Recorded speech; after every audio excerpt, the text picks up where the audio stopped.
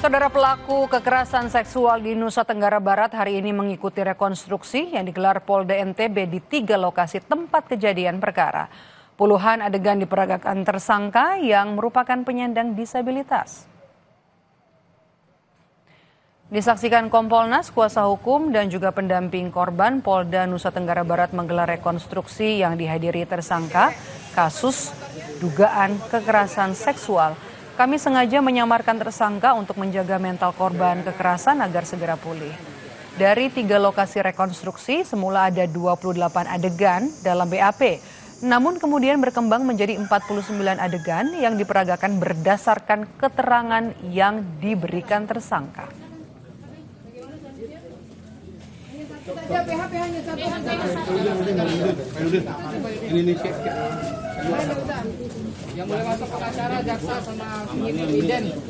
Dari 3 lokasi yang kita lakukan di dalam BAP, sebenarnya ada 28 adegan yang tertuang dalam BAP yang kita skenario-kan.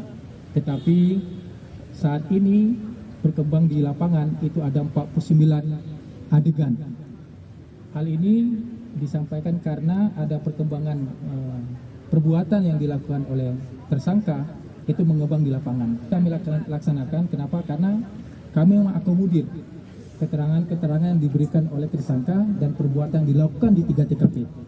Ini adalah hak dari tersangka, kami akan mengakomodir itu. Lembaga Perlindungan Saksi dan Korban LPSK telah menerima permohonan perlindungan dari korban asusila yang dilakukan pemuda disabilitas di Kota Mataram, Nusa Tenggara Barat. Wakil Ketua LPSK Sri Suparyati menyebut LPSK telah atau berkomitmen untuk memberikan fasilitas guna memperkuat proses peradilan pidana. Sri juga menyampaikan ada sejumlah kendala dalam proses penegakan hukum kasus asusila pemuda disabilitas karena keterangan korban yang belum jadi basis utama.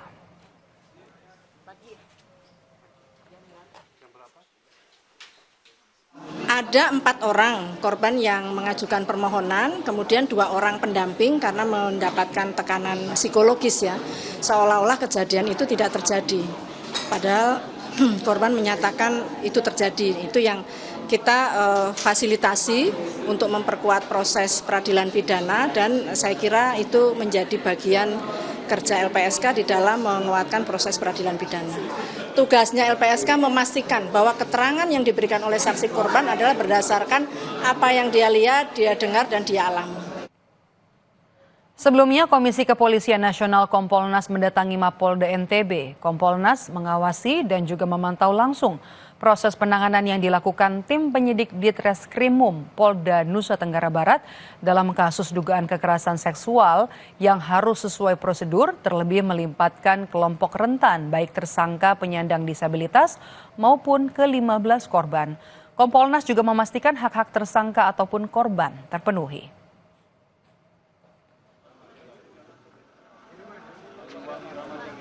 Dan saya bersama tim dari Kompolnas adalah memastikan bahwa apa yang dilakukan penyidik ini dalam menangani perkara tadi sudah sesuai dengan prosedur yang diamanatkan di dalam KUHP maupun Undang-Undang TPKS, bahwa penyidik sudah proper atau tidak.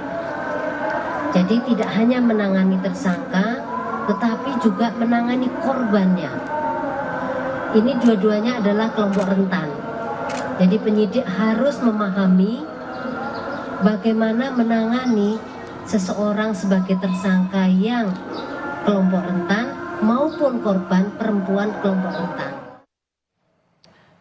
Pagi tadi, Polda Nusa Tenggara Barat menggelar rekonstruksi dengan menghadirkan tersangka dugaan asusila.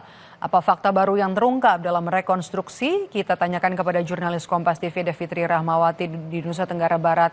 Fakta baru apa, Fitri, yang terungkap dalam rekonstruksi tadi? Ya, Medok dan juga saudara, bahwa fakta baru yang terungkap dalam 49 adegan rekonstruksi yang dijalankan oleh tersangka itu adalah adegan 12 menuju ke 14, di mana di proses itu tersangka meminta kepada korban untuk membayarkan uang sebesar Rp50.000 kepada penjaga penginapan yang ada di sana yang berperan sebagai saksi ketika dalam rekonstruksi. Dalam proses ini berkali-kali tim penyidik menanyakan kepada tersangka apakah ada dialog ketika dia sampai di penginapan tersebut, dan disebutkan bahwa memang tersangka mengakui memerintahkan kepada korban untuk menyerahkan uang sebesar Rp50.000 kepada penjaga penginapan di lokasi rekonstruksi tersebut. Fakta lain juga terungkap bahwa pada saat rekonstruksi berikutnya di adegan ke-18 menuju ke adegan puluhan gitu, tersangka membantah berada di kamar nomor 6 di penginapan tersebut. Akan tetapi saksi menegaskan kembali bahwa ketika dia menuju ke penginapan tersebut, tersangka memilih kamar nomor 6. Sementara tersangka bersikeras bahwa dia memilih kamar nomor 5.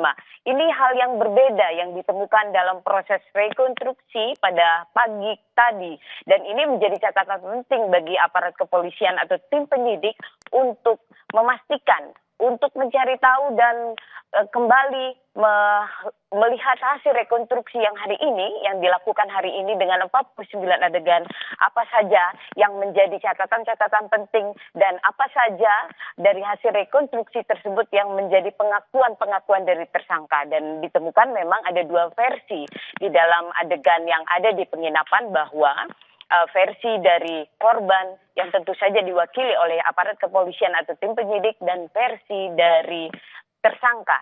Hal ini menjadi bagian penting dalam proses penyidikan dan proses rekonstruksi yang dilakukan hari ini, Maido. Oke, rekonstruksi masih digelar, polisi masih terus berupaya untuk menggali fakta-fakta dalam kasus dugaan asusila ini. Kemudian bagaimana pendampingan terhadap korban, Fitri?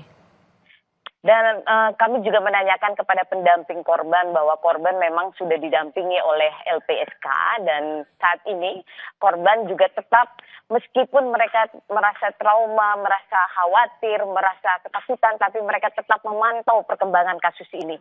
Apalagi mereka juga sudah diberikan keyakinan akan tetap diberikan prioritas untuk keamanan dan keselamatan mereka, terutama untuk apa saja kebutuhan mereka untuk kepentingan psikolog mereka, untuk kepentingan penenangan mereka dalam proses penanganan kasus ini. Karena, Maido, kasus ini tentu akan berproses lama sebelum menuju persidangan dan dalam proses persidangan. Maka para korban diharapkan juga para pihak, para pendamping untuk tetap membuat para korban yang ada sekarang jumlahnya 15 orang dan 5 orang yang sudah minta perlindungan di LPSK untuk selalu merasa tenang dan bisa menghadapi kasus ini dengan baik. Maido.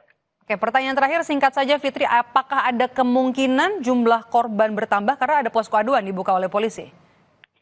Sampai saat ini memang ada 15 orang korban yang sudah mengadu, sudah melaporkan ke Komite Disabilitas Daerah dan juga Lembaga Perlindungan Perempuan yang ada di Nusa Tenggara Barat, dan masih ditunggu juga apakah ada korban-korban berikutnya. Kami juga mendapat informasi dari para pendamping jumlah korban bertambah menjadi 19 orang. Hanya saja belum ada informasi lanjutan terkait itu. Dan polisi masih mencatat bahwa jumlah pasti dari korban hingga saat ini berjumlah 15 orang, Maido.